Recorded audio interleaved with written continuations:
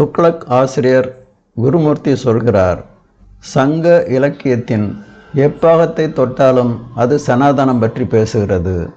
தொல்காப்பியத்தை தொட்டால் அது வர்ண தர்மத்தை பற்றி பேசுகிறது என்று கூறுகிறார். இது உண்மையா? பார்ப்போம்.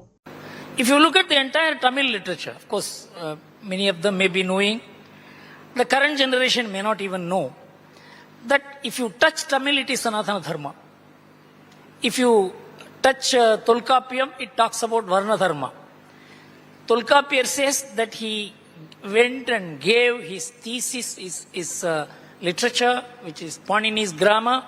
He adopted Panini's grammar and gave it to an Adangotu Asan who was well versed in 4 Vedas, got it approved by him, and then came and presented it to the Pandian Sabha. The starting point of Tamil is Varna Dharma. Gurumurthy இதை பேசுவதற்கு முன்னால் சங்க காலத்தில் இயற்றப்பட்ட நூல்களை படித்திருக்க வேண்டும். இந்த இலக்கியங்கள் பெரும்பாலும் உள்ளூர் தமிழ் பாரம்பரியத்தின் தொடர்ச்சியிலேயே உருவாகின. மேலும் பரிபாடல், திருமுருகாற்றுப்படை போன்ற சங்க இலக்கியங்களுடன் தொடர் வளர்ச்சி பெற்றவை என புதிய ஆய்வுகள், கல்விசார் நூல்கள் போன்ற முக்கிய ஆதாரங்கள் தெரிவிக்கின்றன. நாயன்மார்களின் தேவாரம், திருமுறை, ஆழ்வார்களின் 4000 திவ்ய பிரபந்தம் ஆகியவை தமிழில் உருவாக்கப்பட்ட முதன்மை பக்தி இலக்கியங்கள். முருகன், சிவன், திருமால் போன்ற தெய்வங்களின் வழிபாட்டு முறைகள் சமத்துவத்தை வலியுறுத்தும் தத்துவ வகைகளை உள்ளடக்கியது. சமூகத்தில் இயல்பாக காணப்படும் பிரிவுகள் வர்ண தர்மமாகாது. பிற்காலத்தில் உங்களவர் வரவால்தான் இந்த பிரிவுகள் நிரந்தரமாக்கப்பட்டது. இதுதான் உண்மை.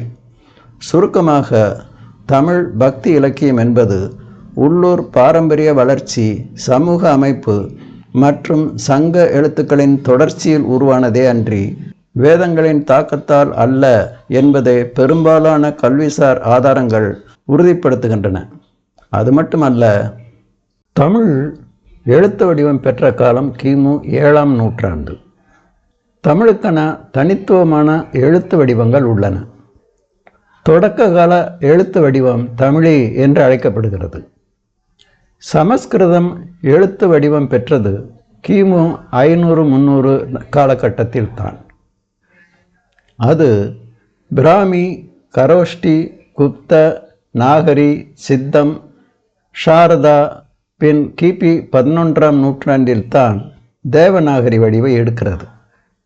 வரலாறு இப்படி இருக்க, கிமு 700இல் தனக்கென சொந்த வரி வடிவம் கொண்ட தமிழுக்கு கிமு 300இல் இலக்கணம் சமைத்த தொல்காப்பியர் தனக்கு என வரி வடிவம் இல்லாத கிமு 500-300 காலகட்டத்தில் பிராமி எழுத்து வடிவை எடுத்த, சமஸ்கிருதத்தில் எழுதப்பட்ட 4 வேதங்களையும் நன்கு அறிந்த அதங்கோட்டு ஆசானிடம் கொடுத்து ஒப்புதல் பெற்று பின் பாண்டியன் சபையில் தொல்காப்பியர் சமர்ப்பித்தார் என்பதை எப்படி புரிந்து கொள்வது? நீங்களே முடிவெடுத்து கொள்ளுங்கள்.